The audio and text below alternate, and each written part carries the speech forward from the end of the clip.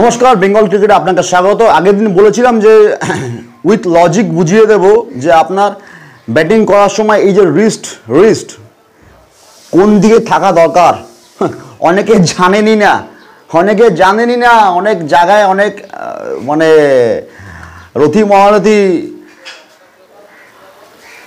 বলে কিছু ভুল করছি না, কারণ তারা জানেন না, সেটা আমাদের দুর্ভাগ্য, আমরা জানি না। বাট বেঙ্গল ক্রিকেট আপনাকে জানাচ্ছে যে আপনার রিস্ট পজিশন ব্যাটিং করার সময় কোথায় হওয়া দরকার। আজ পর্যন্ত যদি না জেনে থাকেন তাহলে জানুন।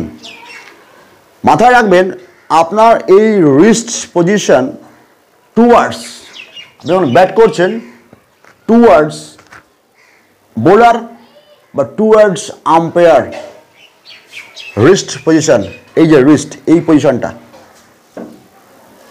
আমার নিজস্ব ক্যামেরাম্যান নেই, তো একটু অসুবিধা হচ্ছে আপনাদেরকে দেখাতে, একটু বুঝে নেবেন আমি কি বলতে চাইছি। এইখানে এই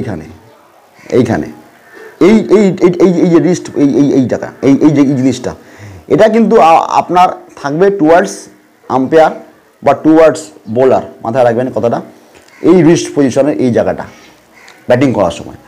যদি আমি দেখাই, একটু এইভাবে দেখে দিন, মানে আপনি যদি এইভাবে ব্যাট করেন তো মাথায় রাখবেন যে এই জিনিসটা কিন্তু সবসময় টুয়ার্ডস আম্পায়ার বা টুয়ার্ডস বোলার থাকবে।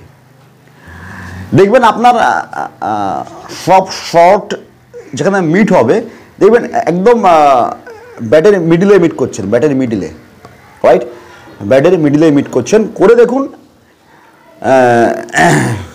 আমি একবারে ঢিলছোড়া কথা বলি না, করে দেখুন একবার।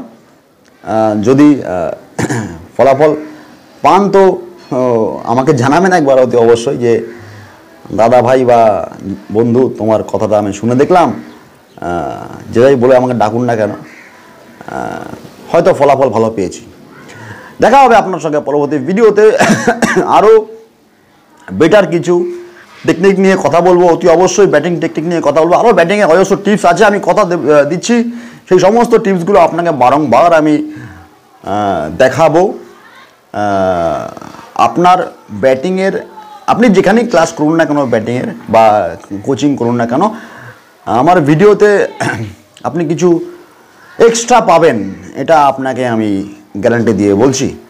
যে কারণেই আমি ভিডিও বানাচ্ছি, এক্সট্রা বেনিফিট। Thank you.